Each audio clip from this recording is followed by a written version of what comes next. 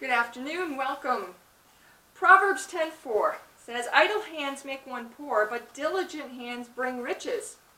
Proverbs 14:23 tells us there is profit in all hard work, but endless talk leads only to poverty.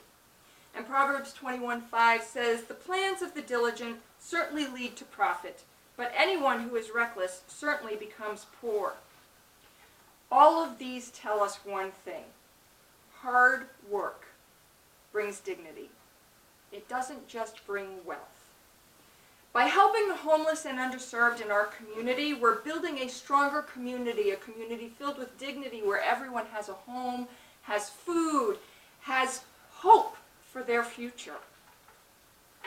So, what I'm asking today is, what talents do you have that you can bring to your community to help someone not just out, but up and out of poverty?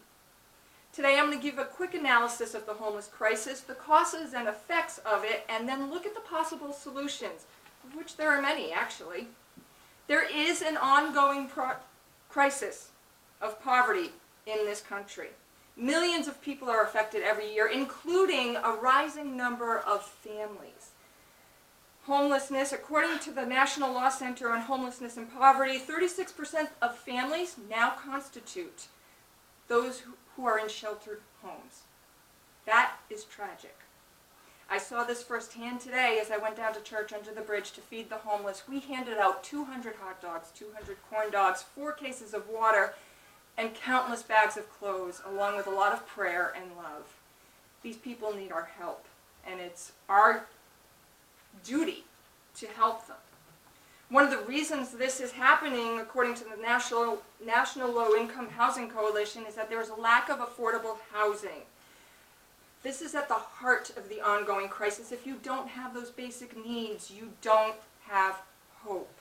They say that no state in this country right now where someone earns minimum wage can afford even a 1-bedroom apartment at fair market rent value.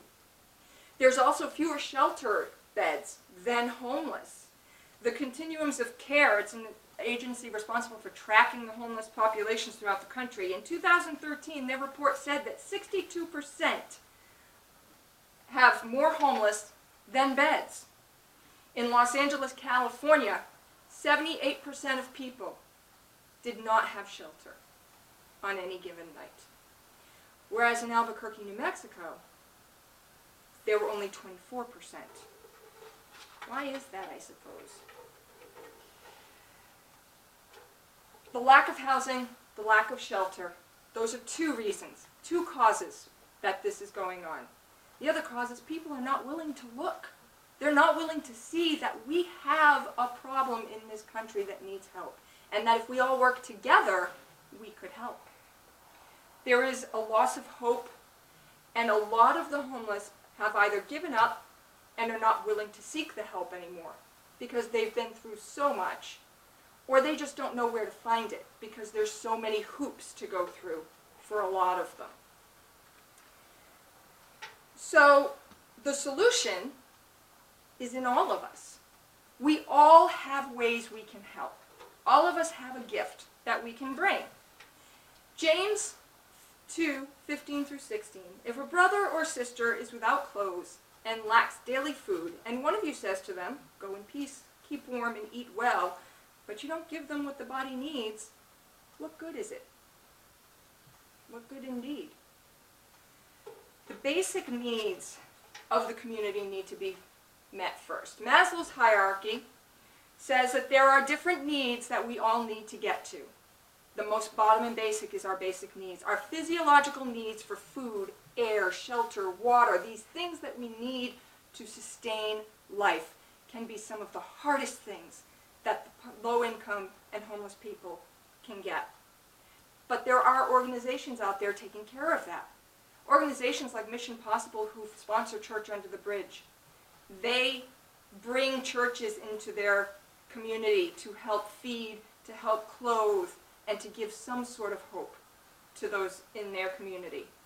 Helping Hands of Georgetown is an organization that feeds countless number of homeless people within the Georgetown area by giving them sandwiches. Bob Weimer, the founder, also goes out of his way to hook them up with whatever services they need, whether it's for substance abuse, mental health illnesses, or just rent. Once we've met the basic needs, well, then comes our need for security and safety.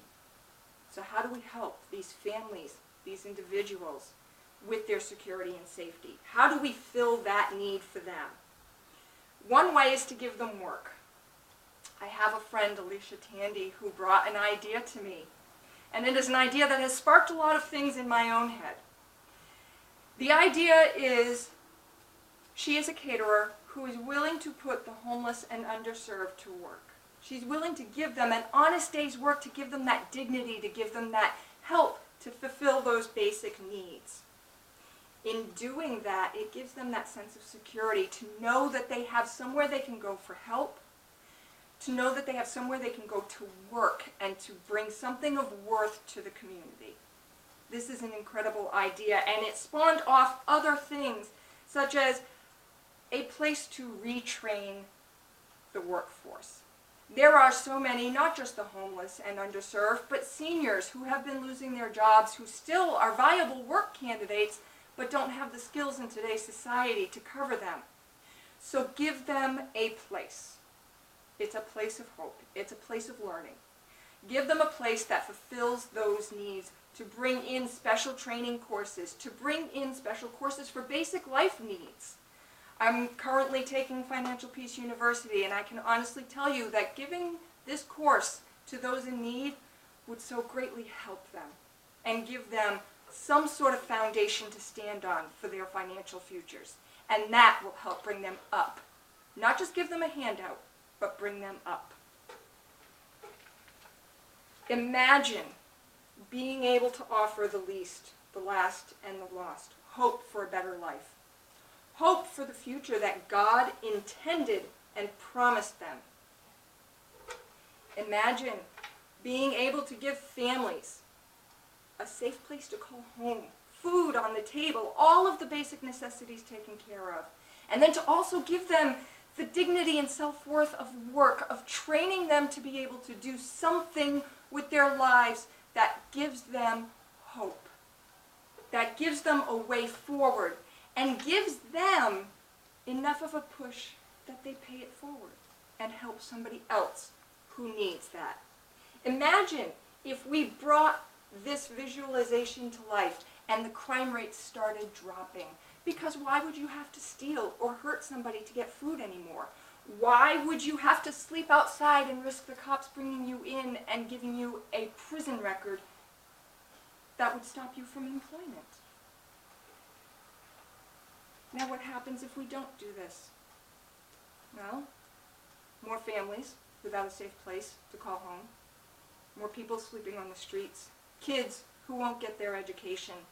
Crime rates will continue to rise, and murders and theft just trying to survive in a world that's forgotten them.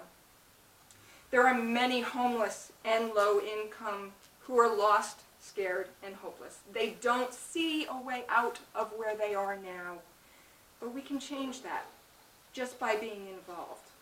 We start by helping with the basic needs, which are being met by several organizations. We give them a hand up. It's not a hand out. And working together with those organizations, we can help bring them to a place of safety and security and meet the needs through work and education. So I'm going to ask you again today, what can you do? What can you bring to this problem to help solve it, to help bring someone up and out of poverty? I hope you'll think about it and learn and figure out where your talents can best be used. Thank you.